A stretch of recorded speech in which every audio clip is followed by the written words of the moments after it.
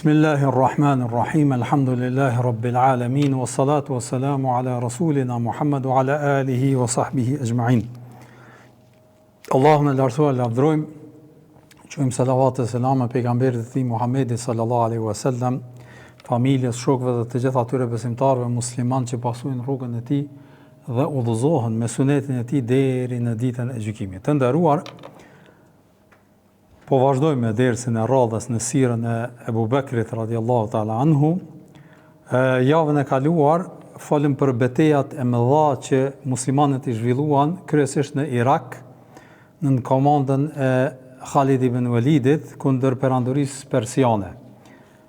Kemi përmend se vërtet nga ato zhvillimet të cilat u bën atje dhe luftrat dhe betejat të cilat i zhvilloi Khalidi, u kthye ky emër tek persianët si një emër i frikshëm për arsye se brenda pak muajsh, 3-4 muaj, arriti të zhvillonte disa beteja shumë të jashtëzakonshme të mes kundër persianëve dhe arriti të largoj edhe të detyroj të tërhiqet Persia nga viset e Irakut në përgjithësi. U zhvilluan disa beteja. Prej atyre që i kemi përmendur ka qenë Dhatu Selasil, e para, pastaj El-Medhar, El-Walaja edhe El-Ulejis. Kështu që këto janë 4 betejat më të rëndësishme që i zhvilloi Khalid ibn Walidi kundër persianëve dhe të gjitha këto i fitoi.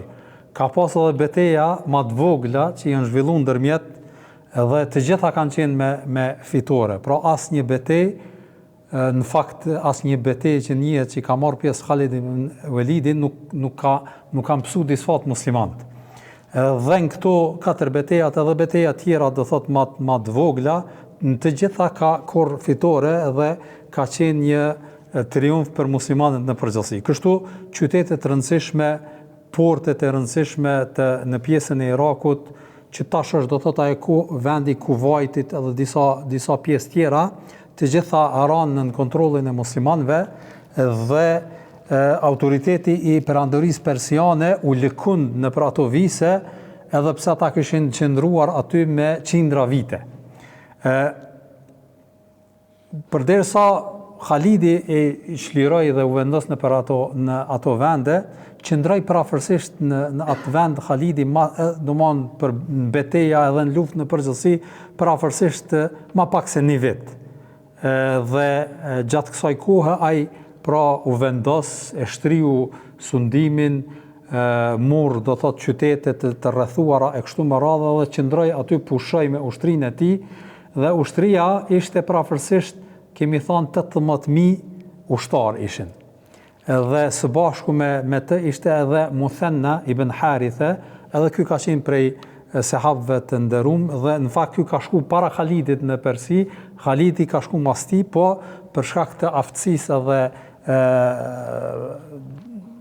gjërave karakterit të Khalidit, ky ishte udhëheqësi kryesor, komandanti kryesor. Në anën tjetër, përderisa Khalidi ishte vendosur dhe kishte bërë këtë çlirim të jashtëzakonshëm të Irakut, në anën tjetër kemi përmend se Ebu Bekri nuk ishte fokusu vetëm me Persin, po kishte dërgu edhe disa grupe të ushtarve të njohur edhe në anën e Shamit, që atje ishte kush perandoria romake. Bizanti atëhershëm, romakët,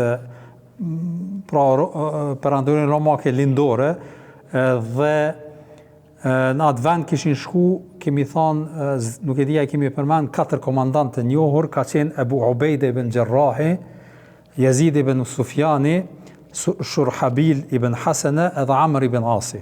Të gjitha këta kanë qenë komandantë jashtëzakonshëm. Ebu Ubejde ibn Gjerrah, e kemi përmend disa herë, është prej sahabëve më të njohur, edhe për me kuptu vlerën dhe rëndësinë e tij edhe nivelin e tij, e keni parasysh kur Ebu Bekri ka shku te Ensart së bashku me Omerin në atë takimin e Sakifes, ka qenë me ta edhe Ebu Ubejde, që do më thonë ka qenë bile kur Ebu Bekri i ka thonë mu bë khalife, i ka thonë le të bëhet Ebu Ubejde, pra arsye se vërtet ka qenë në derejën që edhe ai mu bë khalife e kishte rolin, për arsye se ishte prej të parëve që kishte pranuar Islamin edhe vazhdimisht në shoqëri me Muhamedit sallallahu alaihi wasallam. Yazid ibn Abi Sufjani gjithashtu i njohur, Shurhabili gjithashtu, Amr ibn Asi gjithashtu prej komandantëve të njohur, të gjithë këta pra kanë qenë me ushtri të ndara edhe zhvillonin betejë. Domthon porti apo fronti i Irakut ishte më i gjanë, ishte pjesa e Palestinës, ishte pjesa e domthon edhe domthon 2-3 vende në pjesën e Damaskut edhe pjesë tjera dhe në të gjitha këto zhvilloi betejë dhe të gjithë këta kishin avancuar, kishin depërtuar, mirë po situata nuk ishte sikurse me Irakun, domthon nuk ishte ndonjë front të pastër, ju e keni parasysh në kaluarën zakonisht çdo qytet e kishte kështjellën apo murin ishte i rrethum dhe aty mbrohej. Ka mundësi për shembull ushtria e tej ka lënte një qytet ka lënte tjetrin për shkak të të rrethanave dhe situatave të ndryshme, edhe kështu kishte ndodhur në Egjipt, në Sham.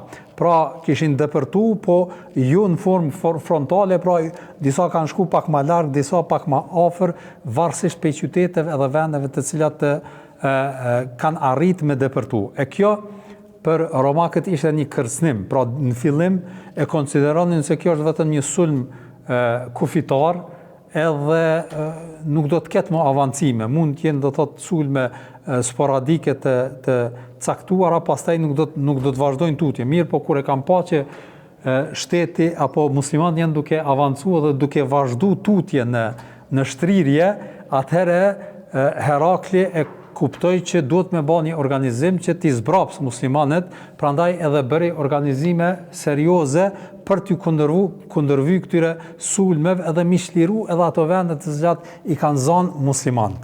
Edhe për këtë shkak, kur lajmet i mbritën pra Heraklit edhe e panë që muslimanët nuk do të përmballen tash vetëm me ato garnizonet që janë do të thotë nëpër qytete të ndryshme, po do të përmballen me ushtrinë e Heraklit, i cili do të vijë i përgatitur nga vende të ndryshme edhe me numër të mëdhenj, atëherë i kanë shkruajt Ebu Bekrit se çfarë të bëjnë tutje. Kur Ebu Bekri ka pas situatën edhe rrethanën, vendos t'i shkruaj kujt Khalid ibn Walidit edhe me ju bashkangjit muslimanëve në Sham. Edhe kështu vendos.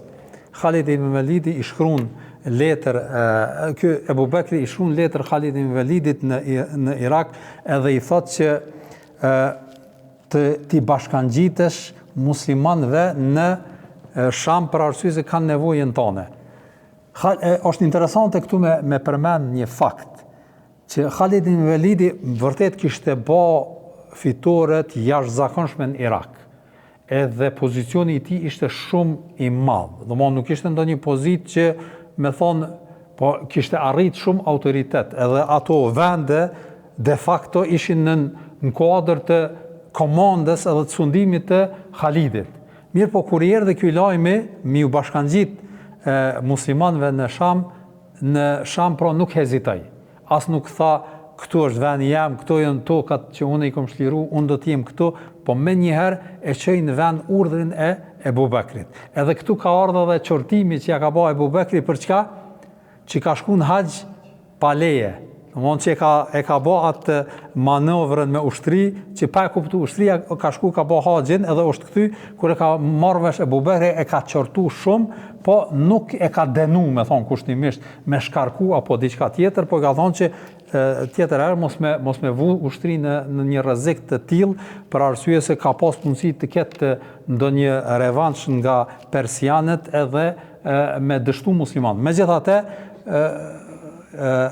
pra Khalidi ishte i vëmendshëm, e ka nda ushtrinë në atë formë, edhe e kanë kuptuar ushtria që ky do të shkoj pas tyre, mirë po ky para se me munis për mi u shku mrapa, ka shku e ka po haxhin, që është do thotë shumë kilometra largë pra Mekës ishte, po shku e ka po haxhin, ka qëndru në Arafat, pa e kuptu kush edhe u kthy. A pastaj ka kuptu Ebu Bekri që ka ndodhur kjo. Sidoqoftë, edhe merr vendimin edhe vendos Ebu Bekri me shku për në Sham. Edhe çka i thot ndaje ushtrinë në dysh, pra ndaje për gjysmë. Sa kanë qenë? 18.000.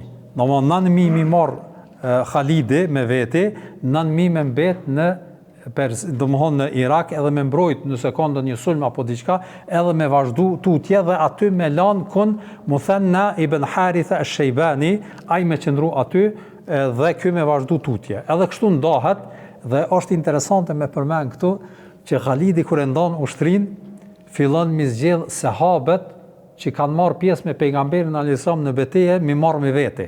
Për arsye se kjo ishte shumë e rëndësishme, edhe punë e bereqetit, edhe punë e aftësisë, edhe njerëzit kishin moral kur ishin me ta njerëzit që kanë shoqëruar pejgamberin sallallahu alaihi wasallam, pra njerëzit autoritativ. Edhe fillon mi marr ata. Edhe Muthanna thotë, ja këtu nalo thotë. Ebu Bekri ka thonë me da ushtrinë në dysh, do thonë në dy pjesë të barabarta. Tash edhe sahabët kina mi da barabart. Jo mi marë krejt sahabët me mlanë mu pa ta, po kina mi nda dhe këta. Do mon gjysën kemi marë ti, gjysën kemi lanë këtu, qashtu që ka thonë Ebu Bekri. Do mon për gjysën në kupton edhe sahabët me kanë për gjysë. Jo mi marë ti, edhe mirë ndakordohen edhe Khalidi i merë gjysmën e sahabët. Mirë po i merë ata sahabe që jënë që e përmenëm pak më herët që ka pas arritje të mëdha, i zgjedh dhe thot ata ma të jashtëzakonshmit, ma të fortit, i merr me veti edhe niset për në këtë udhtim. Tash derisa fillon këtë udhtimin, ishte një problem, me thon kushtimisht. Udhtimi prej Iraku deri në Sham, atko zgjatej rrugë normale, që ishin dy rrugë ishin normale, po e të gjitha këto rrugë shkonin prafërsisht 2 javë deri në 3 javë rrugëtim. E kjo ishte shumë kohë e gjatë. Edhe ulet Khalid ibn Velidi thot, a ka ndonjë rrugë më të shkurtë që me mujt me arrit në Sham më shpejt që me ju ndal ndim. Pra arsye sa ushtria muslimane, ato domthon grupet ishin në rrezik, e ky më shku më herët. Edhe fillojnë me diskutu derisa lajmërohet një njeri që ka pas emrin Rafi' ibn Umaira at-Tai. Ky ka qenë pej banorëve të atij vendi, edhe thot unë e di një rrugë, po shumë e rrezikshme, edhe shumë e vështirë. Mundesh me shku me bë çet rrugë që bëhet për 2 javë, 3 javë ditë, mundesh me bë për 5 ditë ose për 6 ditë. Mi po rruga është shumë e rrezikshme. Pse është e rrezikshme? Është shkretir prafërsisht 120-30 mile, që i bjen pravërsisht 200 disa kilometra, është shkretir e thot, as ka ujë, as ka vendbanim, as ka pem, as ka kur gjë, domthon shkretir e jashtëzakonshme. Rrugtimi është domthon mundet mu kanos ushtria edhe me asgjësim, do thot me shkatrim. Prandaj për më nis kjo domthon i ka rreziqet e veta. Edhe Khalid ibn Velidi e mendon edhe thot, a je i sigurt dhe a din dhe thot me marrë këtë rrugtim, a mundesh me ba, a i thot po. Edhe vendos Khalidi. Kur të vendos, disa për njerëzve i thënë këtina Rafi ibn Umaira, a je i vetëdijshëm çfarë përgjegjësie po merr, 8.000 ushtar, pi merr në qafë, nëse edhe fillon kemi u friksu tash.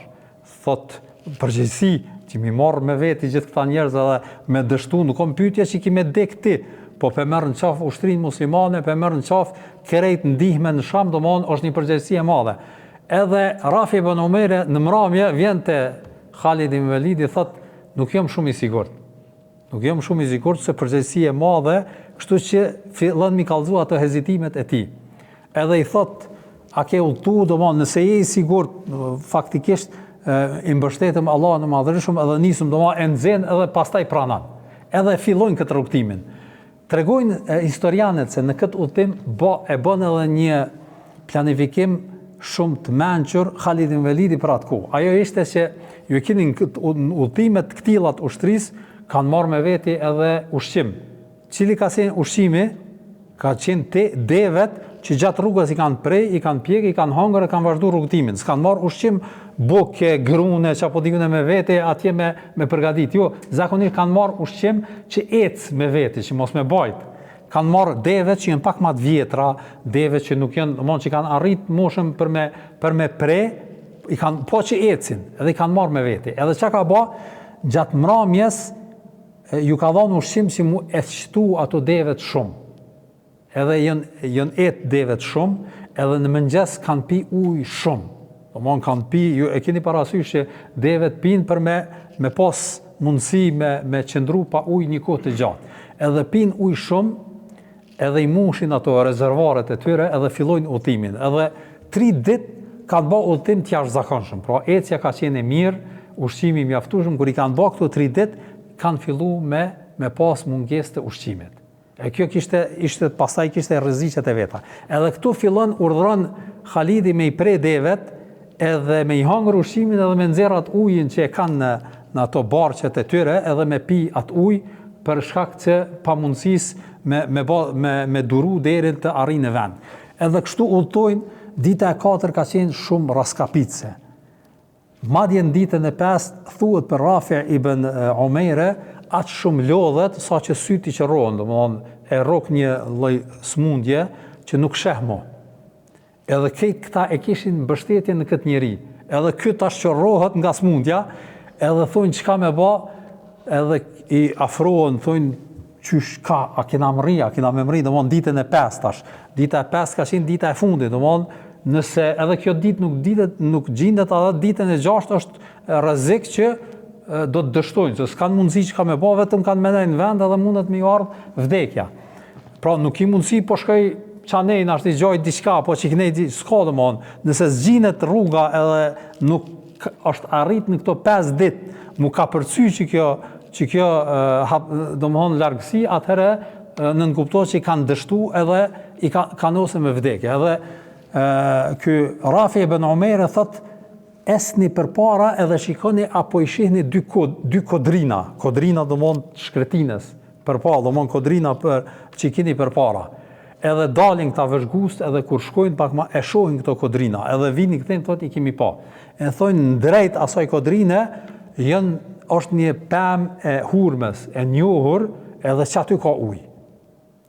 Edhe kur shkojnë ata se gjojnë pëmën, kur s'ka pëmë, shëtisin, s'ka pëmë, edhe kthehen prap, i thonë që nuk kemi pëmë, i rok panika ushtrin tash, shka me ba, dhe nuk ka rok zgjidhje, edhe fillojnë tash me hulumtu, edhe shkon dikush duke hulumtu në atë formë, e gjenë atë vendin, po palë me ja e këshin pre, nuk ishte mo. Amo ishte vendi ku ishte e ka pas vendin. Edhe vinë edhe i tregojnë, thonë, e kemi gjetë pëmën. Edhe ky Rafi ibn Umaire thotë, nëse keni gjetë pëmën, aty tregon vendin, thotë, do të me gropu edhe aty është pusi. Se është domthonë pjesë ma e thellë edhe aty është pusi. Gropojnë, mas një kohë e gjenë edhe pusin, edhe e gjenë ujin, edhe shpëtojnë ushtria. Edhe kjo Rafi ibn Umaire thotë, tregohet në transmetim kur e kanë gjetë, shpëtu muslimanët, kanë gjetë ujin, kanë pi ujë kasht, kanë pi ujë devet edhe ata, vjen ky Rafi ibn Umaire te Khalid ibn Walid, thot për Zotin Khalid, thot nuk kum kalu në këtë rrugë vetëm se një herë në jetën tem. Edhe kur i kum pas, kur i kam fëmijë para 30 viteve. Edhe këtë ky përshkrim që ja u kum pa, është çka kumojt mend atëherë. Po kjo ishte edhe rahmeti i Zotit Madhreshëm për këta njerëz, edhe kjo ishte një nga manovrat më të jashtëzakonshme që Khalidi që i ka bë, për arsye se një rrugë që bëhet për 3 javë, me bë për 5 ditë, 6 ditë, ishte diçka për atë kohë, ishte një avancim i jashtëzakonshëm për ushtrinë. Për arsye se ti pret një ndihmë që ka me të ardhur mas 3 javë, edhe ty të vjen mas 5 dite, kjo ishte domosdoshmë një arritje shumë e madhe. Dhe Khalidi kur afrohet shkojnë do thotë në vendbanime, qyteti i parë që ballafaqohet me të është qyteti i Busrës. Qytetin e Busrës e kemi përmendur në kohën e pejgamberit sallallahu alajhi wasallam në 2 raste. Rasti i parë ka qenë kur pejgamberi sallallahu alajhi wasallam si fëmijë ka shku me bë tregti me Ebu Talibin, edhe që ka qëndruar në këtë vend. Pse Busraja, që kemi thonë, dallon prej Basrës. Basra është në Irak, Busra ka qenë një qytet para Damaskut, në atë kohë ka qenë qendër e tregtisë. Pra, aty domon një vend shumë i njohur, edhe shkak i zhvillimit të betejës së Mu'tës ka qenë që korrieri që e ka dërguar pejgamberi sallallahu alajhi wasallam në Busra është vrarë gjatë rrugës. E kanë vrarë, do thotë, arabët krishterë, edhe kjo ka qenë domosdoshmë shkaku i betejës së Mu'tës. Pra, në këtë qytet i parë me cilën ballafaqohet Khalidi me ushtrinë e tij me 8000 ushtar, ishte ky qytet. edhe e rrethon këtë qytet dhe për një kohë të caktuar pra domon e merr në kontroll. Pra e fut në kontroll, futet në sundimin e Khalid ibn Walidit dhe është interesant që ka përmend edhe në këtë betejë, pra kur radhitën musliman ishte ballafaqimi i parë i Khalidit me romakët, për arsye se me romakët nuk ishte luftu dhe çka ndodh prap ndodha i dy luftimi që ka qenë zanat në atë kohë para se me filloj lufta, edhe Khalidi del vet edhe e vran kundërshtarin edhe këtu më njëherë dobësohet morali i ushtarëve që kanë dalë me luftu, se kur ta vran komandantin nuk jemo ai që ke qenë ma herët, nuk i një farë entuziazmi, ai që të ka nxit edhe të ka majt edhe të ka ngrit moralin kur ai vdes, domthon e ki pak ma dopt edhe kjo ka qenë një nga avantazhet e para që të zhvillohet domthon betejë edhe ta fut në komandën e tij Khalidi këtë qytet të Busrës. Çka është e veçantë mu përmend në këtë kontekst është ajo se Ebu Bekri i ka thonë Khalidit kur shkojsh në Sham edhe takosh me ushtarët, duhesh me tregu atyne se ti je komandanti kryesor. Kemi thonë që atje kanë qenë 4 komandant. Të 4 kanë pas udhëheqje të ndarë të ushtrisë. Secila ka pas ushtrinë e vet. Ebu Bekri ka thonë kur shkojsh ti kimi bashku ushtarët, domthon këtë 4 komandat edhe ti kemi qenë faktikisht 5 komanda, se edhe ushtrinë e ti, edhe ti kemi qenë komandanti kryesor i këtyre 5 ushtrive në përgjithësi. Edhe ky ishte do thotë kërkesa e Ebu Bekrit radiallahu ta'ala anhu, edhe kështu kur të mrin edhe takohet posaçërisht me Ebu Ubejde ibn Jarrahin, Khalidi kur takohet edhe i tregon çfarë ka, më njëherë e pranon Ebu Ubejde, edhe pse Khalid ibn Walid në krahasim me Islamin edhe arritjen edhe ishte shumë poshtë Ebu Ubejdes, apo për arsye se ky ishte nga sahabët më të njohur, më të afërt pejgamberit sallallahu alajhi wasallam, Khalidi e ka pranuar pak para shtërimit të Mekës Islamin. Pra me Islam jo, ama me komand nuk ka dyshim që ishte më i aftë. Edhe Ebu Ubejde e kish parasysh këtë edhe më njëherë ja dorëzon komandën edhe ja jep edhe kjo në këtë pra nuk bëhet kurfar bisede apo diskutimi edhe më njëherë ja dorëzon edhe kështu me tregohet një shembull i jashtëzakonshëm edhe i Khalidit atje në Irak, po edhe e Ebu Ubejdes në Sham, as sinqeriteti dhe synimi i tyre nuk ishte as me tregu trimëri apo me kallëzu që unë jam udhëheqës, unë jam kryesor këtu, po me qenë të gjithë në shërbim të Islamit dhe të muslimanëve, me çu emanetin e Allahut të Madhërisht tutje tek njerëzit në Sham. Edhe kështu ndodh. Kur të mrin Khalidi edhe i bashkon ushtarët, kërkon domosdoshmë që me kanë domosdoshmë që kjo mos me qenë luftimet sporadike të veçanta secili ushtri me vende të caktuara, po me u bë bashk edhe me qenë do thotë përgatitja edhe nisja e përbashkët. Edhe punon këtë aspekt. Dhe këtu ndodh një përplasja e parë e muslimanëve me romakët në këtë format. Domthonë se deri më tani romakët edhe muslimanët kanë luftu, po betejat kanë qenë të vogla, ose në për qytete, në garnizone, jo domthon betejë frontale, më thon kushtimisht, që janë ballavaçuar në mejdane, domthon një ushtri me tjetrën, domthon ushtri të mëdha. Edhe kjo ka qenë një betejë që është njoft në histori, që ka ndodhur në vitin 13 Hijri, betejë apo lufta e Ajnadinit, kështu domthon Al-Ajnadin, që kështu i kanë quajtur. Pra kjo ishte do thot një betejë e jashtëzakonshme ku për herë të parë muslimanët janë ballavaçuar me një ushtri romake të madhe në një betejë të hapur. Edhe romakët në fakt këtë betejë synimi i tyre ka qenë do thot me qenë betejë triumfale me të cilën e zbrapsin ushtrinë muslimane edhe rahatohen prej tyre. Domthon ky ka qenë synimi i tyre. Ata nuk kanë besuar që kanë mundësi me i bë ballë musliman kësaj ushtrie, për shkak se përgatitja ka qenë vendi ka qenë shumë i jashtëzakonshëm për ta, edhe kanë menduar që kjo ka me qenë një betejë triumfale për ta, edhe kanë me fitu edhe muslimanët faktikisht kanë më tërheq nga Shami edhe kryet puna e muslimanëve. Megjithatë, ajo që ka ndodhur është e kundërta. Edhe për ata këtë betejë historianët e kanë quajtur Bedri kundër romakëve. Domthonë betejë e Bedrit, që ka qenë kundër mushrikëve në Mekë, kjo ka qenë do thot Bedri i muslimanëve kundër romakëve. Se pe këtij momenti fillon do thot ajo ashpërsimi i betejës, edhe pe kësaj vazhdimisht muslimanët kanë avancu edhe kanë fitu me disa tërheqje taktike të rrethana në situata, megjithatë në asnjë situatë, në asnjë rrethon nuk kanë fitu romakët kundër muslimanëve mas kësaj beteje. Pra kjo ka qenë kështu është quajtur.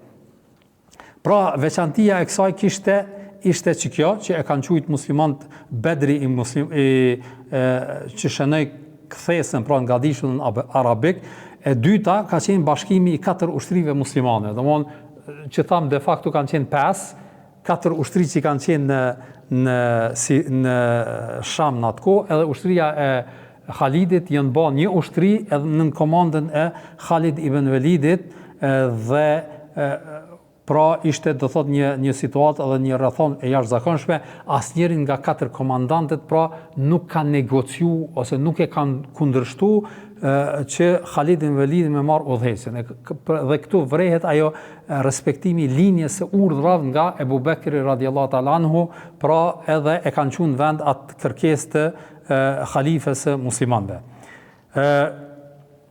Çështja tjetër që gjithashtu ka ndodhur në këtë betejë ishte edhe ajo se në këtë betejë gjithashtu bjen edhe një komandant i lartë romak.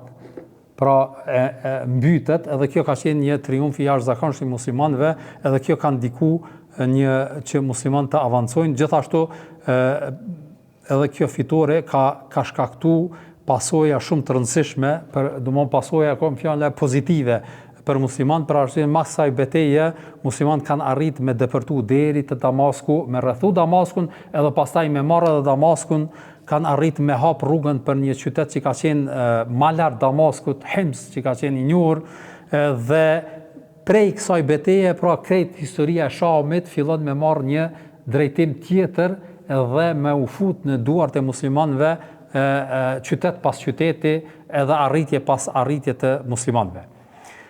Pas kësaj beteje, pra betejës së Ajnadinit, Khalidi nuk ishte prej atyre njerëzve që zakonisht kur mirëshin qytetet e mëdha edhe arritjen një triumf i madh, pushonin, edhe rrinin, edhe i gëzoheshin, edhe hanin, faktikisht u rahatoshin. Khalidi nuk i kishte këtë traditë. Pra, vazhdimisht si shlirohej një vend, me njerë planifikonte për arsye se e kupton se që çdo pushim edhe çdo rahati nënkupton që jep mundësi armikut që me u fuqizu, me mbledh ushtar nga vendet dhe viset e ndryshme dhe me u fuqizu edhe me u ballavaçu sa ma shumë kundër teje. Vazhdimi jot i bën që ata vazhdimisht të jenë do thot në gatishmëri edhe mos kanë kohë që të konsultohen, të vendosen, të ulen, të përgatiten, çojnë do thot ushtar në vendet ndryshme, pra mos më jap hapësirë për planifikime të mëtyrshme. Prandaj edhe më një herë kërkon prej ushtarëve që të përgatiten për mu nis në Damask edhe me rrethu Damaskun. Damasku ishte një qytet shumë i rëndësishëm për muslimanët, për arsye se edhe atëherë ka qenë seli e romakëve, edhe vend strategjik, edhe pse ka pasur mure, thuhet që kanë qenë të larta 11 metra. Muri i qytetit ka qenë 11 metra i lartë. Pra, nuk kishte mundësi me depërtu shumë lehtë, po synimi ka qenë me e rrethu edhe me mbajt në rrethim. Edhe kështu vendos, me njëherë Khalidi me ushtarët fillojnë me rrethu, edhe ndanë edhe këtë ushtri në disa garnizone brigada, edhe se cila e merr një derë qytetit me erujt, edhe me ndal, mos me leju me pas depërtim edhe me erujt. Pra, nuk ishin mundësi mu afru afër murit, pse? Pra, është me shigjeta i sulmonin. Rrinin largësin që se mrin shigjeta, po nuk lejonin që diçka të depërtoj ose dal prej atyjit. Ky ishte do të thotë rrethimi që bëhej në atë kohë. Pra, të gjitha dyert bllokoheshin edhe qëndronin ushtar aty, me javë, ndoshta edhe me muj, derisa detyrohej ushtria ose me dal me luftu, ose me bë marrëveshje me i qel dyert, ose me ba diçka, se s'kishin zgjidhje, mund me pas zgjidhje për një kohë caktuar derisa kanë ushqim, po jo përjetësisht. Edhe kështu vendos Khalid ibn Walidi e rrethon qytetin edhe mban në rrethim për një kohë caktuar. Mirë, po çfarë ndodh? Gjatë këtij rrethimi Herakli kupton se po kanoset rreziku qytetit edhe e organizon një ushtri të madhe për me u ballafaqu me musliman, po çfarë bën?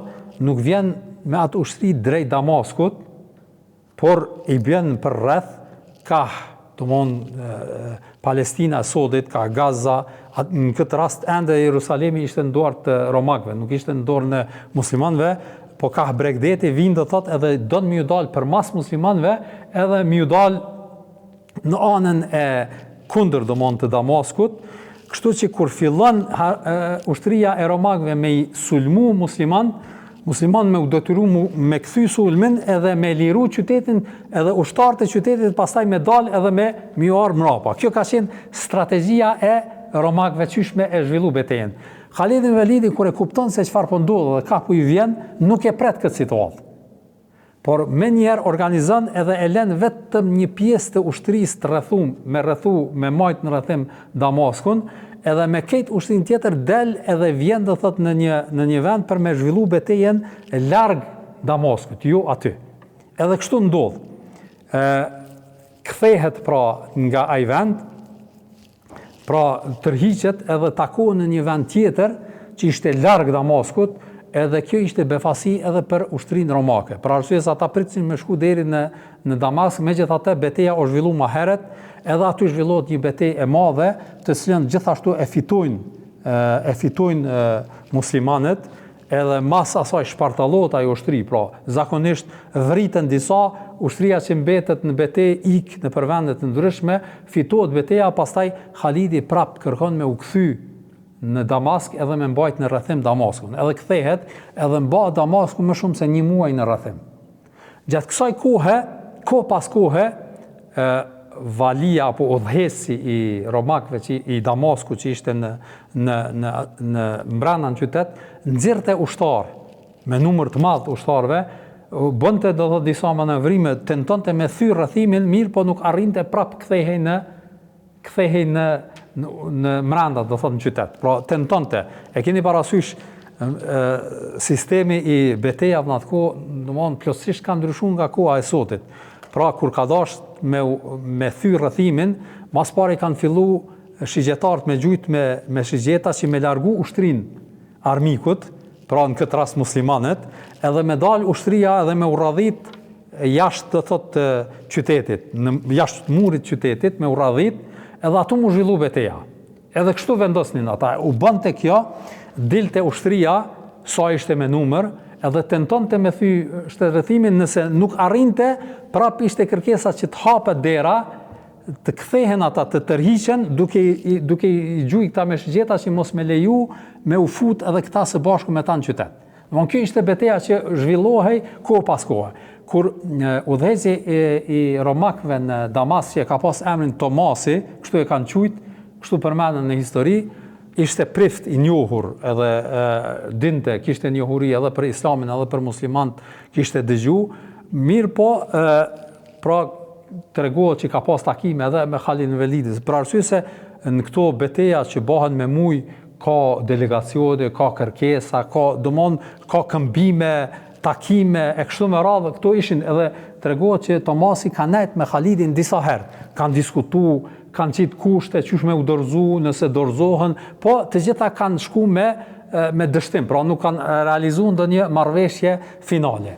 E tash në atë moment që Khalidi është tërheq me u ballavaçu me ushtrinë e romakëve jashta në afër Palestinës, kur e kupton Tomasi e nxjerr ushtrinë për me luftu Amr ibn Asi, ka qenë komandanti që ka mbet aty me mbrojt, se ka thonë ushtria është më pak edhe arrin me thy shtetërrethimin, pra qytetin do thot, edhe kur gjatë kësaj beteje duke u zhvillu edhe muslimanët tentonin me mbrojtje, ndërkohë Khalidi kthehet me kuaj, domthonë me 400 kuaj që ishin domthonë kalors, që ishin shumë të jashtëzakonshëm, kthehen te Amr ibn Asi, i ndihmojnë edhe arrin tregohet që ky Tomasi qorrohet me njënin sy, pra gjatë betejës qorrohet, edhe tërhiqen, edhe prap futen në brenda, edhe nuk arrin me bë asgjë.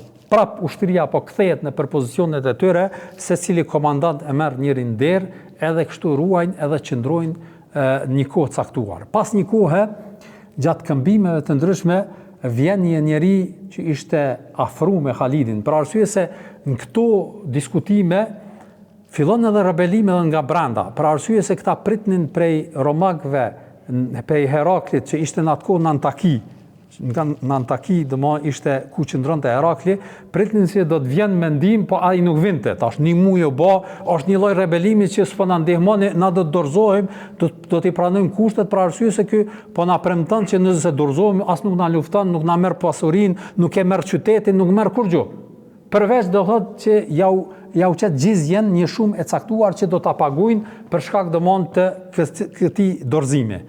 Dhe fillon do thotë edhe lëshimi i disa njerëzve brenda qytetit, edhe vjen një prift te Khalidi dhe i thotë që sonte ka fest brenda në qytet. Për arsye se njëri prej pritav ka do thotë një organizim, kështu që shumica e ushtarëve dhe njerëzve do të jenë aty. Kështu që mundësia e mirë është që në fshehur azet dikush mundet më fut në qytet edhe me tentu mi hap dyrt edhe më fut musliman pa dijen e tyre. Khalid ibn Walidit i pëlqen kjo ide edhe situatë, edhe i merr 100 burra, edhe e merr edhe Qaqain me veti, edhe nisen për me hyp në muri që ai 11 metra që ishte, me hyp do thot me shkallë, e keni parasysh metodat që në fut atje, edhe me depërtu atje dhe nga mranda me i luftu ata rojtarët pak që jenë aty, edhe me tentu me hap derën njërën prej dyrëve të Damaskut. Edhe kështu ndodh. Hyp, Khalidi është prej atyre që hyp lartë, me 2 të tjerë, futen mranda edhe arrin me i asgjësu, pastaj i thret edhe ata 100 veç që kishe edhe ata futen, depërtojnë mranda, thuhet që ushtarët pak ishin që ishin aty, po edhe ata që ishin mranda, për shkak të festes, kishin pi alkohol, pra ishin të dehur, nuk ishin të përgatitur, prandaj lehtësisht arrin me depërtu në këtë vend, edhe futen, e hapin dyrt edhe fillon me depërtu ushtria, edhe qyteti i Damaskut ishte një qytet shumë i madh. Edhe Tomasi e kupton se çfarë ka ndodhur. Kur e kupton që është një derë është thy, edhe musliman do të futen me dhunë, me njerë shkon e thret Ebu Ubejde ibn Jarrahin, edhe kërkon me to me bo marrëveshje. E keni parasysh, kërkon me to me bo marrëveshje. E para kësaj, ka ndodhur edhe një ngjarje, para kësaj që me depërtu Khalidi atje, ka ndodhur edhe një ngjarje të cilën do ta përmendim për arsye se është me rëndësi. Ajo është se Ebu Bekri ndron jetë, vdes. Gjatë kësaj situatë, gjatë rrethimit të Damaskit, Ebu Bekri ndron jetë. Edhe khalifi muslimanëve bëhet Omeri. Këtë ngjarje do ta shpjegojmë javën e ardhshme, kur shpjegojmë ngjarjet që kanë ndodhur në Medinë. Po tash për me vazhdu lidhjen me çka ka ndodhur në Damask, i vjen Ebu Ubejdes një lajm para se me ndodh që kjo depërtimi i Khalidit e çdo sen, vjen një lajmtar edhe shkon ja qënë një letër Ebu Ubejdes direkt. Pra nuk ja qënë Khalidit që ka qenë komandant i muslimanëve, po ja qenë Ebu Ubejdes. Ebu Ubejdes kur e merr letrën, tregohet letër që ka shënohet dhe në histori përmendet, që ja tregon lajmin e vdekjes së Ebu Bekrit radiallahu ta'ala anhu, edhe tregon lajmin e zgjedhjes së Omerit radiallahu ta'ala anhu për khalife, edhe mënyra si u zgjedh me vasjetën e Ebu Bekrit, edhe kjo ishte do thot lajmi i parë. Lajmi i dytë, tash Omeri i thot, pasi jam zgjedh khalife muslimanëve, pe këtij momenti e shkarkon Khalidin nga komandanti i ushtrisë muslimanëve, edhe cakton Ebu Ubejden komandant të ushtrisë muslimanëve. A keni parasysh? Ndrohet, bëhet do thotë që ky ndrrim. Ebu Ubejde kur e merr këtë lajm, i vjen keq edhe nuk e tregon këto për shkak të situatës edhe rrethonës së shtetërrethimit. Edhe e mban vete. Nuk i tregon Muadh ibn Xhebelis, edhe Muadh ibn Xhebeli ka qenë në këtë ushtri. Muadh e dini kush është, ka qenë një prej gjithashtu prej sahabeve më të nderuar që pejgamberi sallallahu alajhi wasallam e ka konsideruar prej ma të jashtëzakonshme që ka qenë në Yemen, ka qenë ma i njohuri për halalin dhe haramin. Pra, e keni parasysh kush ka qenë edhe konsultohet me të që ka me bo. Edhe i thëtë mos e bëni erë të madhe të këshyrëm do mëndë si po shkon situata, edhe Ebu Ubejde e manë këtë letër për veti edhe prapë vazhdon me qenë në komandën e Khalidin. Khalidi nuk din, edhe vazhdon në këtë formë, zhvillohet do mënë rrethimi, mbahet rrethimi e kështu me radhë, derisa i shkojnë lajmet Khalidit që ka diçka. Edhe Khalidi kërkon takim me Ubejden edhe thotë, jom të dëgju disa lajme, ai se ka ditë as që ka vdek Ebu Bekri. Thotë çka është ka ndodhur, atëherë Ubejde ja nxjerr letrën dhe thotë kjo më ka ardhur prej Omerit radhiyallahu. Kur e lexon, atëherë as nuk diskuton Khalidi, as nuk thot pse, apo me çfarë drejta, apo unë kam më shumë në atë moment ja dorëzon komandën. Thot, masi ka zgjedh halife muslimanëve, unë nuk jam të luftu as për Omerin, as për Sirin, as për kurkon, po jam të luftu për Zotin. E tash edhe me njëherë e tërhek veten edhe ja dorëzon komandën Ebu Ubejdes. Edhe një prej gjërave që i thot Omeri, që është shumë e rëndësishme mu përmend në këtë rast, është i thot se nëse ki mundësi me më dërgu ushtar, Omeri i thot, nëse ki mundësi me më dërgu ushtar në Medine, për momentin dërgomi disa, mirë po Khalidin majën nga të vetës. Se me të do të me vazhdu këto punë të mdhaja. Që do me dhanë, i thot që nuk është që e kanë nënçmu, ose se historianët e kanë diskutu këtë çështje, të gjithë libra që flasin në historinë islame për këtë shkarkim, janë mundu me bë diskutime, analiza, trajtime, disa kanë thonë shkaku ka qenë që Khalidi me Omerin nuk i kanë pas punë bashkëmirë nër me veti, prandaj edhe e ka shkarku me njëherë Khalidin Omer radiallahu ta'ala anhu. Disa tjerë kanë thonë nuk është kjo, po në fakt ka thonë udhëheqja e ushtrive deri në atë kohë nuk ka qenë shumë e decisive që ka me qenë Khalidi. Për arsye se kemi thonë një kon 4-5 komanda, apo kështu që ardhja kësaj komande ka qenë vetëm vërtetim e Ebu Ubejdes e jo do thotë ndonjë shkarkim i Khalidit. Kështu kanë thonë disa të tjerë. Po e sakta është që vërtet ka ndodhur shkarkimi, nuk është që s'ka ndodhur shkarkimi, arsyeja mundet me qenë dy arsye mundet me qenë. E para, kanë thonë musliman, disa prej muslimanëve, historianëve që tregojnë thonë, arsyeja ka qenë edhe shumë prej muslimanëve kanë filluar me e pas një lloj bindje që Khalidi ka ndonjë veçanti edhe në fitoren e muslimanëve. Domthonë në aspektin edhe akaidor, a keni parasysh. Bile këto do ta shohim edhe në betejën e Ermukut, kur takohet Khalidi me njërin prej komandantëve, ai ja bën një pyetje. Domthonë para se me zhvillu betejën, thotë kam një pyetje, a është e vërtet që ty të ka zbrit një shpatë prej Zotit edhe t'u ka dorëzu ty? Domthonë që to lajme janë kanë shkuar te romakt, që kanë menuar që Khalidit i ka zbrit një shpatë, që kanë thonë Sejfullah el-Maslul, e ka qyt pejgamberi sallallahu alajhi wasallam shpatë e Zotit, apo e tek ata është rrit, është bë mit Khalidi, sa që kanë mendu që Allah i madhreshëm e ka zbrit një shpatë pejgamberit sallallahu alajhi wasallam, e pejgamberi sallallahu alajhi wasallam ja ka dorëzu Khalidit edhe prandaj është qyt shpata e Zotit. Domthonë ashtu ka mri edhe ajo bindja që Khalidi ka qenë një person i jashtëzakonshëm, diçka që për arsye se asnjë betejë nuk e ka humbur. Edhe të gjitha betejat kryesisht kanë qenë gjithmonë në numër, shumë fish kanë qenë ma shumë ushtarët e jo besimtarëve se sa ushtarët e besimtarëve. Prandaj edhe kjo ka qenë diçka e jashtëzakonshme. Prandaj edhe te musliman ka qenë një lloj domthonë një lloj gjykimi që ky është do thotë një njeri jo i zakonshëm. Prandaj edhe Omeri e ka shkarku për me tregu që nuk ka të bëj kjo me një person caktuar. Mirë po ka të bëj me karakterin e muslimanëve në përgjithësi edhe bindjen edhe njetin që e kanë ata. Prandaj kjo ishte do thotë arsyeja. Arsyeja e dytë që kanë bërë disa analizë kanë thonë që vërtet natyra e Khalidit edhe Omerit parafërsisht kanë qenë të njëjta. Domthonë kanë pas një lloj ashpërsie në praktikë. Në këto rrethana, në përgjithësi thonë kur është halifja shumë i ashpër, atëherë zavenci i tij ose komandanti i tij duhet të qenë pak më i butë, që me pas do thotë një përputhje. E nëse Khalifja është pak më i butë, atëherë komandanti do të më qenë më i ashpër. Për shkak se çështu përputhet edhe fitohet, do thotë ai i thuhet në gjuhën arabe insijab, përputhja e një udhëheqje të mirëfill. Për arsye se nëse dytë janë të fortë me karakter edhe të ashpër, atëherë mundet me ardhur deri tek konflikti edhe përballja.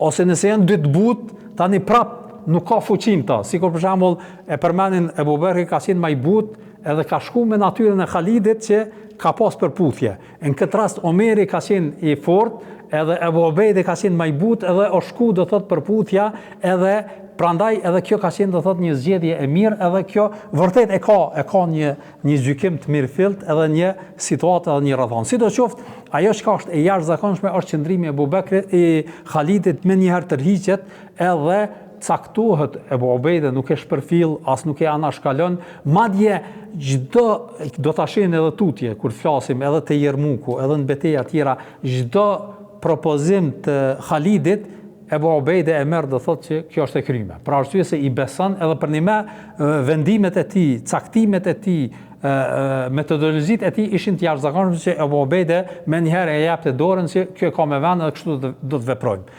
Edhe në këtë rrethon ja cakton do thotë një brigadë që do të harrojë një pjesë të dyerve, edhe ky tash në këtë rrethon e realizon Khalidi këtë hyrje do thotë qytetin në këtë formë. Po, pa e marrë vesh pjesë tjera të qytetit. Pjesë tjera do thotë të ushtrisë do thotë që prisnin në dyrë tjera. A keni parasysh edhe kur deporton Khalidi në këtë pjesë të qytetit, Tomasi kur e kupton, menjëherë kërkon marrëveshje me Ebu Ubejden që me u fut Ebu Ubejde pa luftë. Edhe Ebu Ubejde nuk e din që o fut Khalidi me luftë, edhe futet në pjesën tjetër të ushtrisë, edhe faktikisht kur arrin dhe takohet me Tomasi, vetë se Khalidi ka arrit me luftë në atë vend. Edhe kur takohen, çuditet Khalidi kur e sheh Ebu Ubejden. Thot, çka po lyp këtu? Thot, ku marr me bë marrëveshje?